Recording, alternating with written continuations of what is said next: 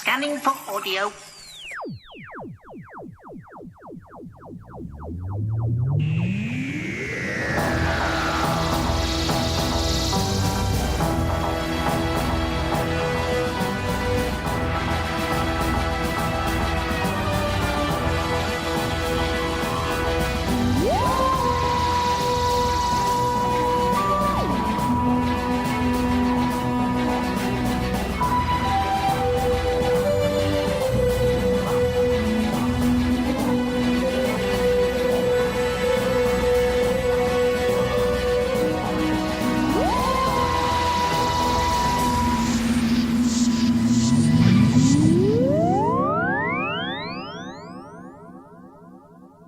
Welcome to a Tin Dog podcast, this time talking about the 10th Doctor Adventures Volume 2.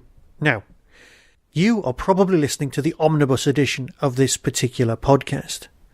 What I'm going to do, because they're available in one box set, and all three of them with some extras, they're also available in individual titles. So, this is the omnibus edition where I'll be reviewing all of the three titles, obviously as spoiler-free as I can manage, but there will be individual releases, because you might not want to buy them all. You might be interested in just one. I can't see that happening, but you just don't know. So, if you're buying one at a time and you want to know what my opinion is afterwards, as so many of you often want to do, this is it. Okay. So, welcome to the Tin Dog podcast, talking about the 10th Doctor Adventures Volume 2, Story Number 1. Now, obviously, this shouldn't actually be Volume 2. This should, strictly speaking, be 10.1, because it's the first story in the Rose series.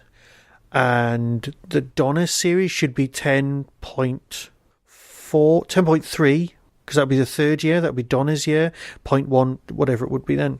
So already it's messed up, but let's just go with it's the second box set you can get. In that sense, it's Volume 2. Let's not get confused. Let's not bang on Big Finish's door. Let's not ask for brand new labels. Let's not ask for reversible spines on our CDs. None of that. We don't need it. It's all right. What we need to do is talk about the stories. And this being story number 1, The Infamy of Zaros by John Dorney. Now, John Dorney always puts in I wouldn't even say a workman-like thing, because that sounds derogatory. Incredibly well structured, well thought out, well crafted, and more importantly, feeling perfectly timed storyline. Let me explain. You think in your heads that Doctor Who is one long massive narrative, and it is, yes, of course it is. It doesn't make sense, it doesn't fit together, and it contradicts itself left, right and centre, but we like to believe, as fans, that it's all one big massive narrative. Now, remember, there are some people buying this box set who don't buy anything else from Big Finish. They're Tennant fans, and I don't blame them. I so don't blame them. Tennant was a great Doctor. Tennant was brilliant with Martha, superb with Donna, and pretty good with Rose. Yeah, pretty good with Rose. But that's just my opinion. A lot of people have a whole number 10 and Rose thing that shipping them together? Not good. I'm too old school for that sort of thing. I'm too long in the tooth. But yeah, 10 and Rose sitting in a tree, not doing anything at all. But yeah, you've got to make the stories feel as though they're of their time, as if this is 2006 all over again, the first season of Tennant. And that's okay. I can live with that.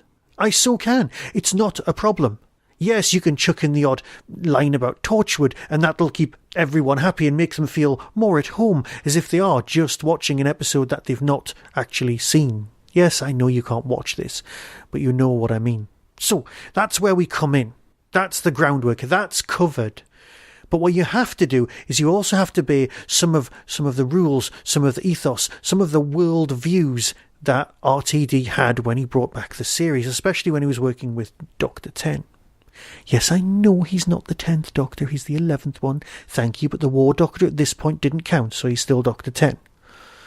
Yes, I'm just as pedantic as you, possibly.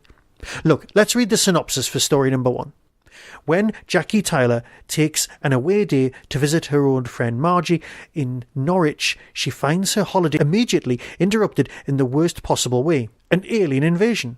The infamous Zaros have come to take over the Earth. Or have they? After Jackie calls the Doctor and Rose to deal with the menace, it soon becomes clear that this is a very unusual invasion indeed. The Doctor is about to uncover one of the most heinous crimes in the history of the galaxy, and if he can't stop it, an awful lot of people are going to die. Now, that's the synopsis. There are twists and turns like a twisty-turny thing. It's brilliant because it feels so much like an original, classic, old-fashioned Doctor Who story, but given the sort of twist that we might expect from the 10th Doctor's time, under RTD's leadership, shall we say.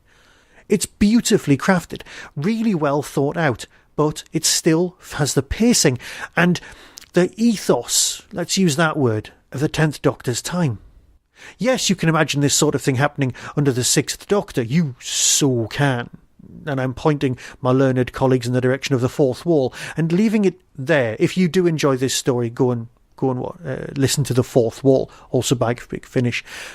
But it is so definitively 10th Doctor as to make everyone squee.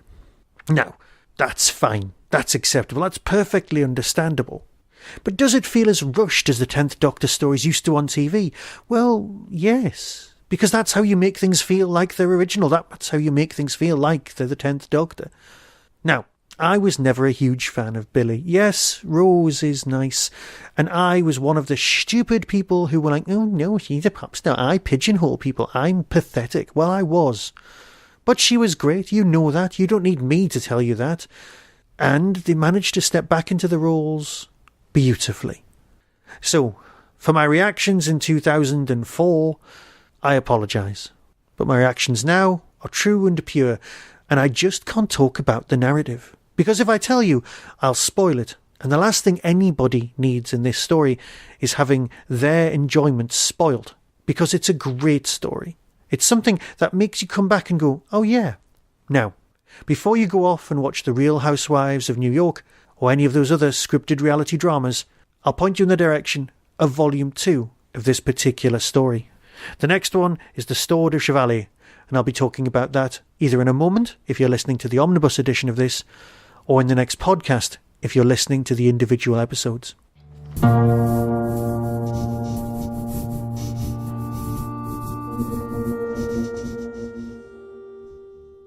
Welcome to a Tin Dog Podcast. This time we're talking about the 10th Doctor, Volume 2, Story Number 2, The Sword of Chevalier by Guy Adams. Similar in so many respects to John Dorney, Guy Adams is a reliable, well, let's use the word pen, a fair pair of hands to bring us narratives that we all know and love. Now, when you've got an RTD season opener, what you've got is you've got the past, present and future. You've got a historical celebrity story, and you've got, well, there are various repeated themes, but they're the three. So, last time we had the present. This time we've got the past, and in story number 3, we'll have the future. So this time, it's also the turn of the historical celebrity. But this time, rather cleverly, the historical celebrity is someone we've never heard of. I know. Well, you might have, and if you are, you're a better person than I. And by person, I mean person of neither male nor female specific gender, because that's who we're dealing with in this particular storyline. Let me explain by reading out the synopsis.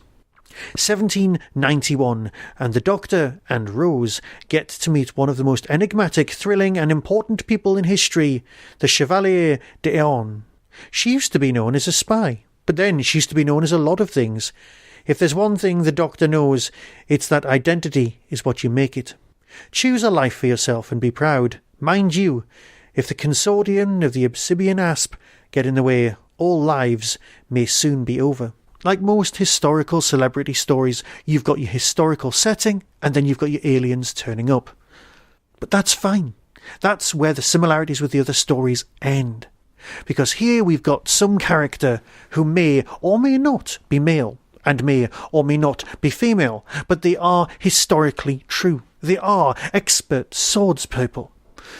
there's also an audio sword fight between the 10th Doctor and, well, let's put it this way. It's worthy of Pertwee and Delgado, but it's just so much more fun. I loved this story. There's no holes barred about this one. The aliens are so well executed. Their plans, their randomness, their abject anger are all, well, reminiscent of, say, the Family of Blood, but that's only because we're used to that sort of thing and we're looking out for similarities. What you've actually got is just a great set of stories. If you like your historicals, this one's for you, without question. Again, I don't want to give away spoilers because I will just destroy your enjoyment of this. But with that, I'll move on to story number 3, because in that one, I'll be discussing Cold Vengeance by Matt Fitton. And if you're listening to the Omnibus, hold on. And if you're not, see you in a moment.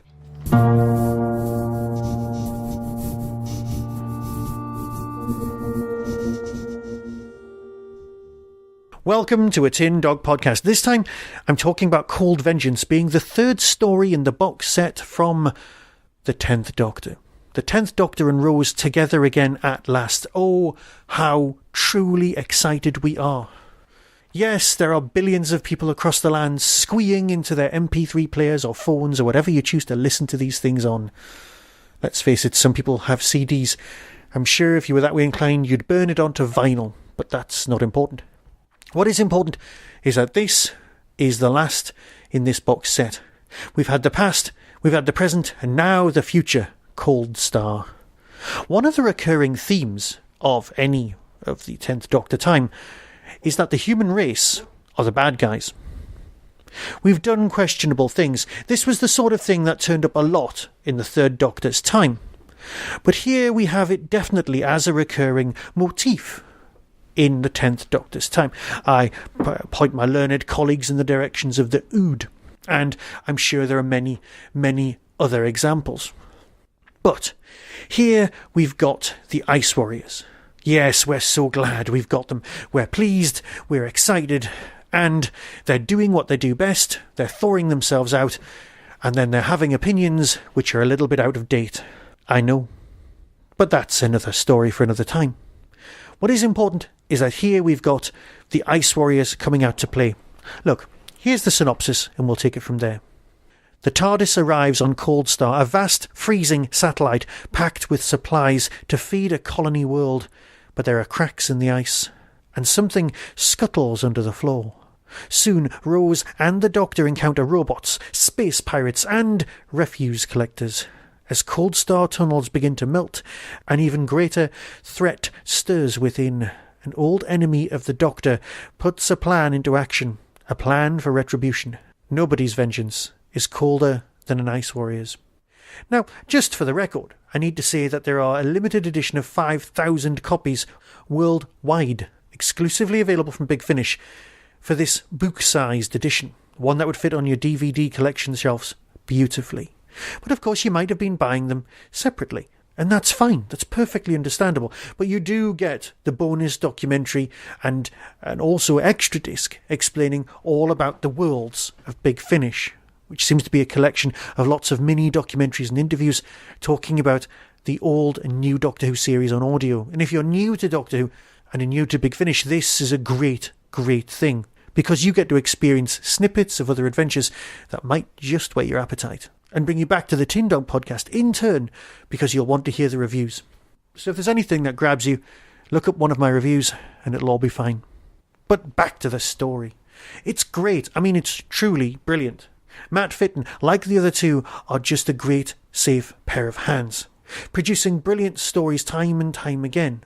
Yes, they're not exactly earth-shattering, but an earth-shattering tale wouldn't feel at home here.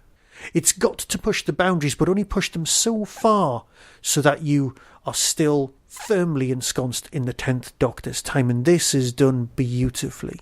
Not only can you picture what's going on with such accuracy, as you kind of know what the spaceships and the model works look like, but you want them to be better effects.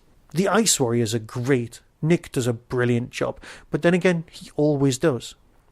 Can I say something bad about it? I don't think so, because it's a 10th Doctor story and it's Rose and we're just more than grateful. But even beyond that, beyond the gratitude, they're brilliant stories. The only thing that I would have a problem with is that there's only 3 of them. But you know what? I don't care. Because this is the beginning of a beautiful relationship. Yes, I wouldn't mind a little bit of Martha in the next box set, but you know she's a busy person. But let's sort that out.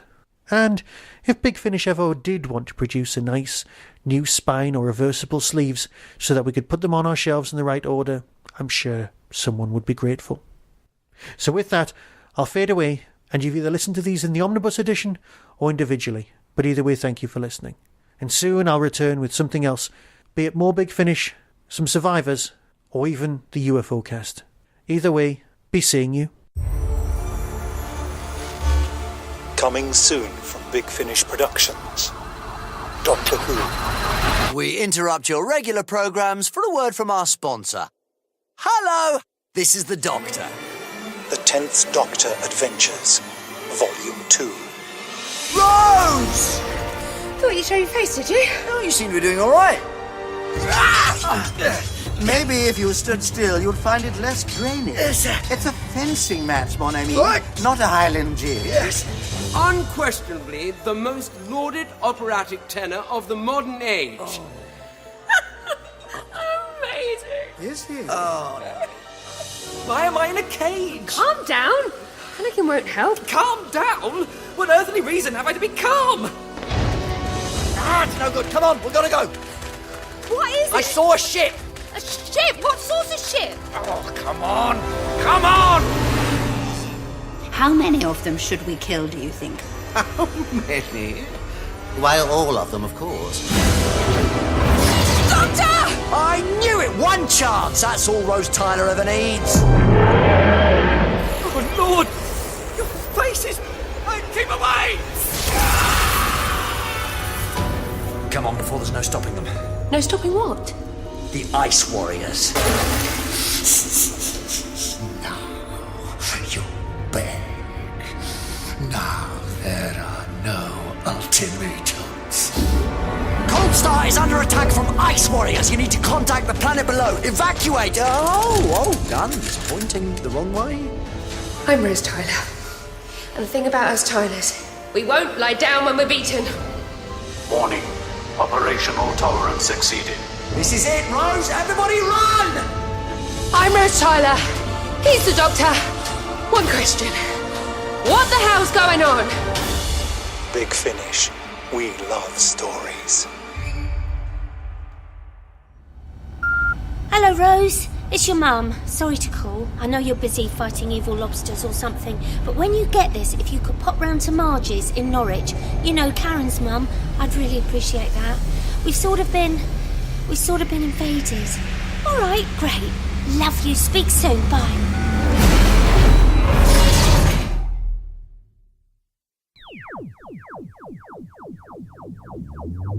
That was the Doctor Who Tin Dog Podcast, available on iTunes, YouTube, Twitter, RSS, Vimeo, and across the internet. Doctor Who and its associated properties are all copyright and trademark of the BBC. No infringement is intended. Why not become a supporter by visiting patreon.com/tindog. Contact the show on tin-dog@hotmail.co.uk. The Tin Dog Podcast is a founder member of the Doctor Who Podcast Alliance.